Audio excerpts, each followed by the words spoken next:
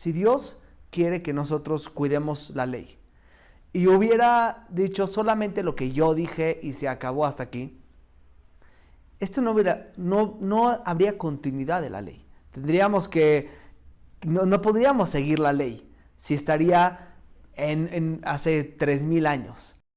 Entonces Dios tiene que hacer, por lógica, para que esto funcione, tiene que crear este sistema legal y darle esa fuerza a los rabinos para que vayan filtrando, vayan actualizando, vayan ayudando a la gente a cuidar esta Torah.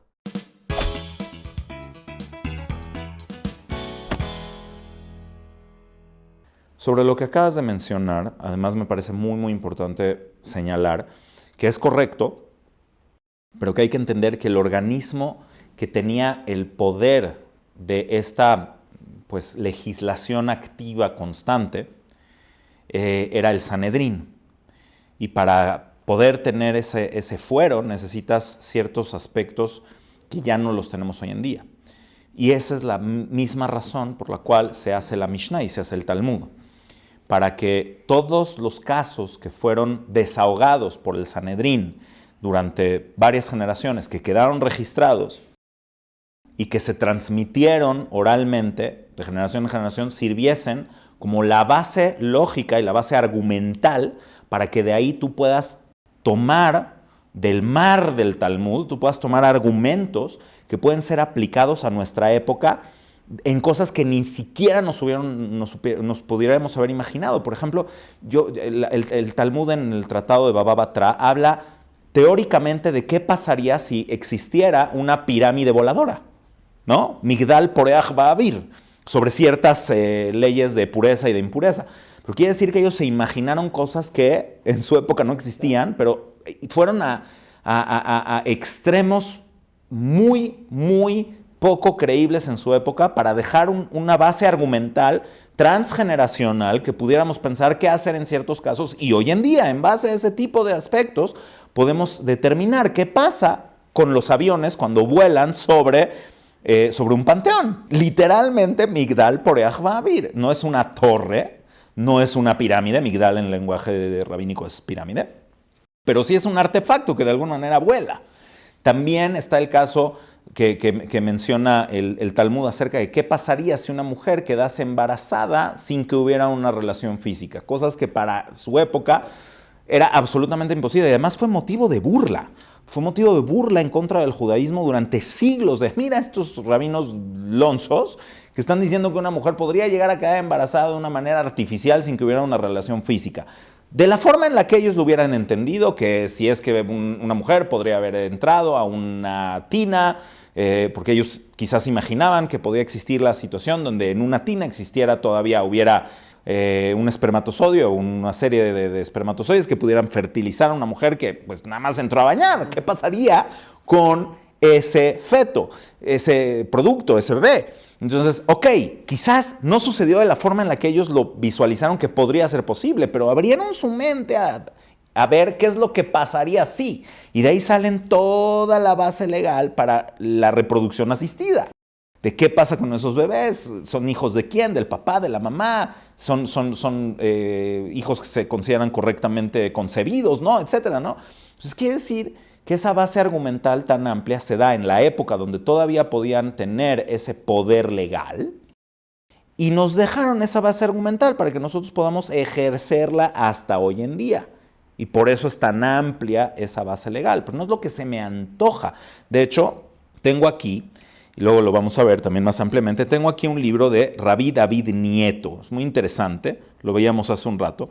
Rabbi David Nieto era un rabino del siglo XVII, nació en 1654, falleció en 1720 y pico, que el libro se llama, se le conoce como el segundo Kuzari. Este libro está escrito en español original y hebreo original porque él era el rabino de los sefaradim, de los judíos españoles que habían sido expulsados de España y que vivían en Inglaterra, en Londres. Entonces es un libro magnífico que les recomiendo leer. Lo pueden buscar en un website que se llama Hebrew Books, y ahí pueden buscar el libro Kusari Sheni, que también se llama Mate Dan, así se llama, y se los recomiendo porque lo pueden leer, es español antiguo, bueno, es español del Renacimiento, para quienes sepan las leyes gramaticales va a ser muy fácil poder leerlo porque está en español, y aquí es toda la argumentación de por qué existe la ley rabínica. Y dentro de toda esta lógica que estamos diciendo, pero sobre todo destaca el tema de que la Torah está viva, de que no somos solamente ejecutores, y esa es una característica única del judaísmo, que vivimos en una verdadera sociedad con el Creador. Y es por eso que tenemos que ejercer la ley basados, no en lo que se me ocurre, ni lo que espontáneamente puedo pensar, como sucedía, por ejemplo, con los caraítas. Fue una secta que se dividió del judaísmo rabínico, que llegaron a un punto ridículo donde literalmente se contradecían una generación a otra de no, espérate, a mí se me ocurre que la interpretación de la Torah escrita es esto, y no, a mí se me ocurre aquello, y terminan en contradicciones que eran absurdas. En cambio, la Torah oral, de acuerdo al judaísmo rabínico, tiene una lógica y una línea que debemos de seguir. Hablábamos hace ratito sobre este precepto de la santificación del mes, ¿no? A través de la luna, en donde se ve ahí claramente la oportunidad que le da Dios a los rabinos de establecer el calendario. Y si ellos en cierto momento se equivocaron en la visión de la luna, en si era nuevo mes o no, las fiestas podían haberse cambiado. Entonces tenemos una duda increíble. ¿Qué pasaría si se equivocaron en el primer mes y Yom Kippur, este día tan importante donde Dios te perdona, ¿no? Dios está perdonando este día. ¿Qué pasaría si caería un día después o un día antes? ¿Dios te perdonaría? Bueno, es interesante lo que estás diciendo. Bueno, en primer lugar, esa fuente que es propia de la propia Torah, o sea, es una fuente que encuentras en la propia Torah, dice, ustedes van a santificar el mes.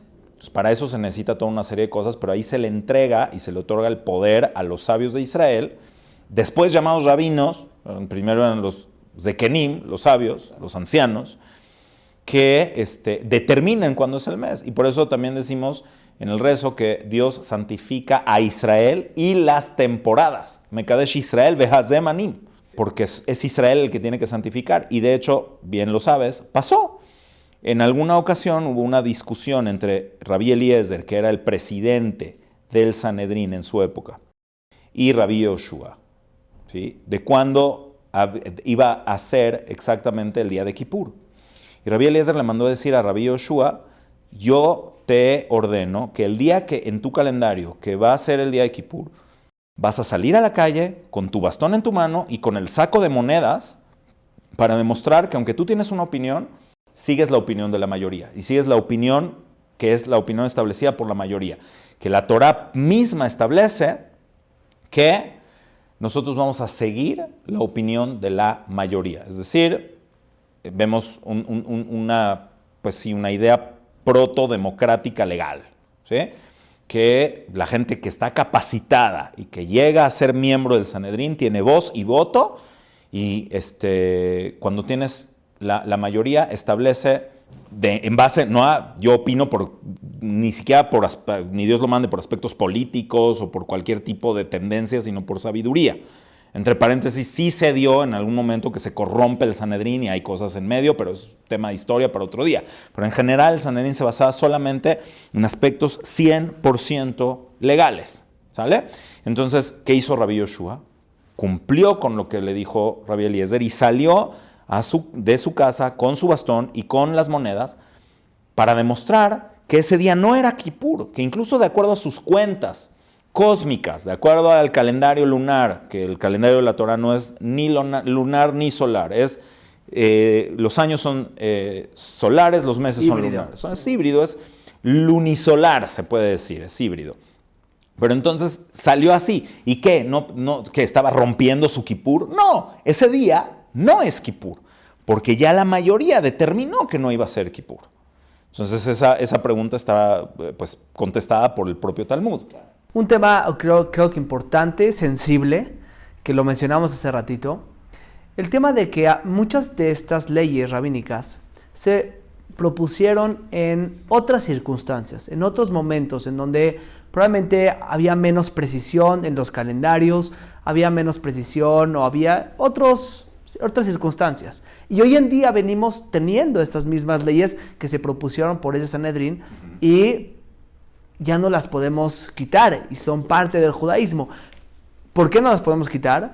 ¿Y cuál es el sentido de seguirlas cumpliendo? Me gustaría poner un ejemplo. El tema de las velas de Shabbat. Los rabinos propusieron prender velas de Shabbat para que esté iluminada la casa. Correcto. Si lo vemos de una forma muy práctica, esté iluminada la casa y se pueda comer a gusto. Sabemos que Shabbat empieza a horas tardías de la noche y van a estar en la cena oscuras.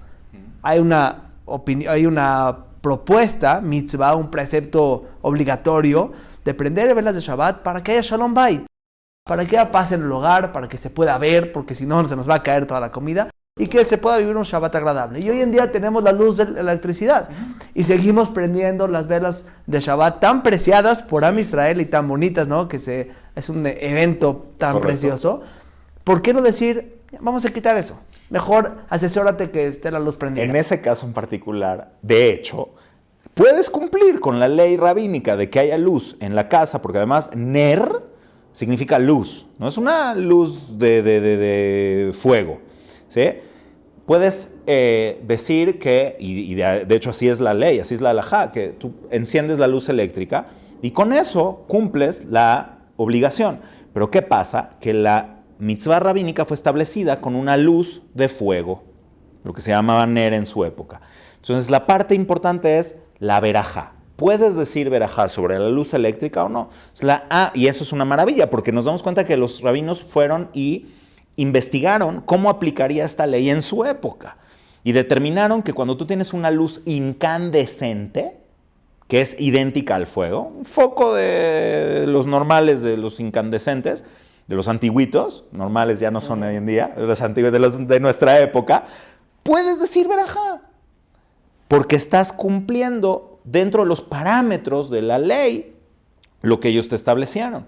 Pero, por ejemplo, si vas en un barco o estás en un hotel y no vas a poder encender fuego porque eso es un peligro, etc. Entonces, sin decir la verajá, puedes cumplir con esta ley dejando una luz encendida, ¿correcto? Pero para efectos de la verajá nos tenemos que ir a la forma en la cual establecieron ellos, porque es la única seguridad que tenemos, porque mencionar una verajá que no aplica es severo, porque estás diciendo el nombre de Dios. Entonces, por eso solamente aplica la verajá para encender las velitas. Y además hay toda una parte espiritual, hay toda una parte cabalística, que solamente aplica al concepto del fuego y del combustible que se va a encender. Pero, ahora, por ejemplo, ¿qué tipo de ley que digamos hoy en día quizás no sería necesaria o ya no aplicaría? Otro ejemplo, el tema de el Yom Tov Sheni, el segundo día de las festividades que se estableció porque en fuera de Israel las fechas en las que caían las festividades llegaban un poquito tarde. Entonces tenían duda, ¿qué día? Tenían más o menos un calendario. Entonces tenían duda, ¿este día es la fiesta o el otro día? Entonces se estableció que hagan los 2 días por esta duda. Bueno, en ese caso vamos a tener que ir a la propia legislación de la ley rabínica, de cómo aplica la ley rabínica. Entonces, ¿qué pasa? Que como en cualquier organismo legislativo, para poder tener un pleno que pueda determinar una ley, necesitas que sean personas que tengan la validez legal para poder emitir o derogar una ley, que tengan una mayoría, básicamente como funciona un congreso legislativo, que eso es lo que era el Sanedrín. Entonces hay una ley que dice, en minyan yachol levatel davar shebeminyan, ela im ken ugadol mimenu bejochma ubeminyan. Nada que haya sido establecido por una mayoría en un Sanedrín puede ser derogado por ningún otro Sanedrín, por ningún otro organismo legislativo que no sea superior al primero, tanto en sabiduría como en número. Entonces esto es simplemente imposible. Entonces hay cosas que ya quedaron establecidas, pero en el caso particular del segundo día de Yom Tov, también hay otro aspecto. Puede ser que en algún momento, en alguna situación, la gente no cuente con el calendario y solamente sea la cuenta mental ¿sí? En alguna situación de guerra, en alguna situación de lo que sea. Entonces ahí aplica la misma razón de hacer 2 días de Yom Tov fuera de Israel, sigue aplicando, porque sigues teniendo esa posible duda. El propio Talmud en el tratado de Betzá nos dice esto, que pues puede llegar a pasar en alguna situación que se les olvide el calendario que fue establecido y necesiten de este apoyo para no equivocarse en la fecha de cuando es Yom Tov. Pero en general, o sea, hay muchas leyes rabínicas que simplemente no pueden ser derogadas porque fueron establecidas por un Sanedrín. Y aquí vale mucho la pena mencionar. No es lo mismo los sabios del Sanedrín, de la Mishnah y del Talmud a nosotros. No estamos en ese nivel de poder derogar cosas que fueron establecidas por generaciones anteriores que tenían mayor conocimiento, que tenían mayor praxis, que sabían más lo que estaban haciendo. Y sin embargo, hay muchas cosas que sí se adaptan a nuestra generación. O sea, a lo mejor aquí vale mucho la pena que lea un pequeño fragmento. Aquí tengo varios, que a Rav Moshe Feinstein, que era uno de los grandes sabios del siglo XX, le cuestionaban cómo él se atrevía a determinar una ley en contra de la opinión de otros rabinos de generaciones anteriores, no talmúdicos, sino rabinos grandes e importantes de las últimas generaciones, del siglo XVIII, del siglo XIX. Y entonces él contesta así. Dice, Dios no permita que cuando surjan preguntas nuevas que no se encuentran en libros de autores anteriores, determinemos la ley solo en base a las fuentes disponibles, porque si así lo hiciéramos, no tendríamos fuerza alguna para determinar nada. Sin duda, de acuerdo a mi humilde punto de vista, está prohibido pensar de esta forma, porque está escrito en la Torá que Dios quiso engrandecer la Torá y embellecerla. Este versículo se refiere a que también ahora, en nuestra época, tenemos el deber de determinar cada ley que llega a nuestras manos de acuerdo a nuestra capacidad y entendimiento, analizando y buscando profundamente en el Talmud y las autoridades halágicas para encontrar bases y elaborar una respuesta con rectitud, entendimiento y encontrando pruebas claras, a pesar de que se trate de una ley novedosa, de la cual nunca nadie había hablado antes. Por ejemplo, la electricidad, por ejemplo, la reproducción asistida, por ejemplo, todas las cosas que han surgido a través de las generaciones. Todo esto, incluso si el Dayan, el juez, debe determinar la ley en contra de alguna de las opiniones de los sabios de generaciones anteriores, siempre y cuando tenga las pruebas claras y necesarias con explicaciones suficientes y sustentadas. Pues por eso está escrito que lo único que tiene el Dayan, el juez, son aquello que ven sus ojos. Entonces es una fuente muy poderosa de alguien que tomó la responsabilidad en sus manos y que entendió. Yo no solamente soy un replicador de lo que estaba escrito antes. Ahora, no todos tienen este nivel para poder decir y determinar las leyes. Hay que llevar una enorme cantidad de estudios. No rabino es cualquier persona que tiene una barbita y una kipá. Ya lo sabemos que cuando hemos estudiado durante años y años y años y años y hemos obtenido nuestros títulos que son incomparables a lo que otras personas pueden saber. Nosotros tenemos alguno que otro título rabínico donde tenemos ya la praxis y el entendimiento de cómo ejercer ciertas leyes. Pero no somos poskim, que es un posek. Es aquel que ya llegó a ese nivel de entendimiento y de conocimiento que puede determinar cómo aplica la halajá en cierto caso. ¿Correcto? Y bueno, o sea, aquí hay muchas fuentes más que hablan en este mismo sentido.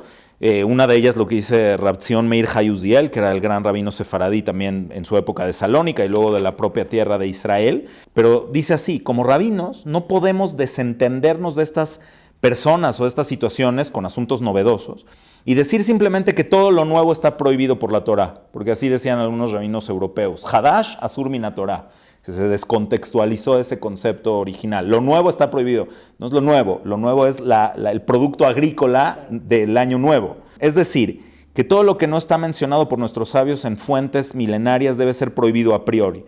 Por supuesto, tampoco podemos permitir algo simplemente basado en nuestra lógica, pero tampoco podemos dejar estas leyes como si estuvieran ocultas y que cada quien haga lo que quiera.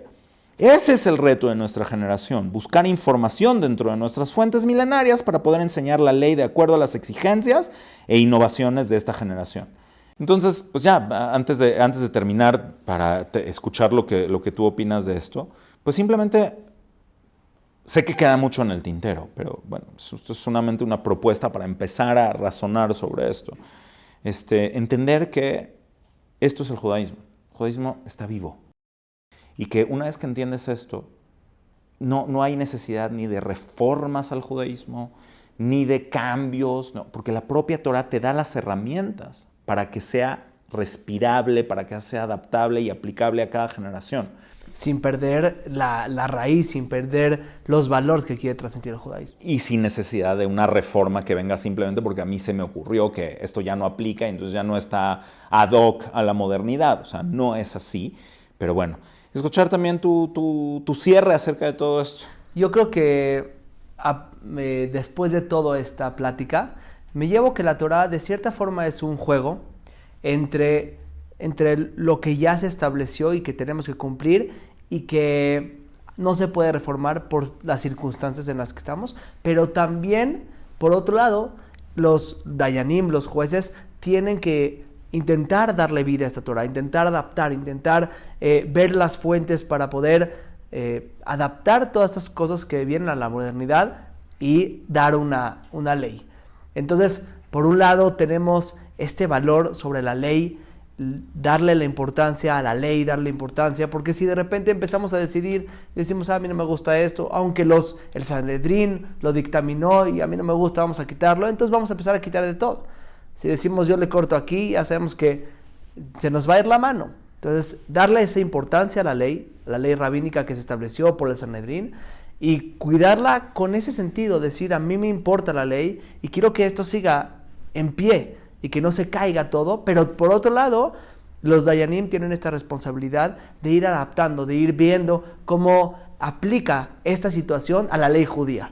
No como yo me aplico, yo me voy y me aplico a la situación, sino cómo esta situación aplica a la ley judía. Cómo, o sea, el filtro en donde vamos a meter todas estas circunstancias que vamos viviendo, llámese reproducción asistida, llámese todo el tema de legal, ¿no? Entre personas, entre parejas. El filtro va a ser la Torah misma. La Torah misma nos va a ayudar a filtrar las circunstancias que vivimos para que el resultado sea un resultado de halajá, sea un resultado legal dentro de la misma Torah. Así es, pues qué rico platicar contigo, Rav Avdo, como siempre. Los invitamos a que nos den sus opiniones, que reflexionen sobre el tema. Ojalá que nos puedan enriquecer con sus opiniones y con sus comentarios. Ya saben, si no están suscritos al canal, pues es buen momento para suscribirse y apoyarnos a que sigan que siga este proyecto que ha dado tantos frutos. Muchísimas gracias, Rav Avdo. Un gusto como siempre. Poder estar juntos después de un tiempito. Y pues, si Dios quiere, nos estamos viendo en la próxima.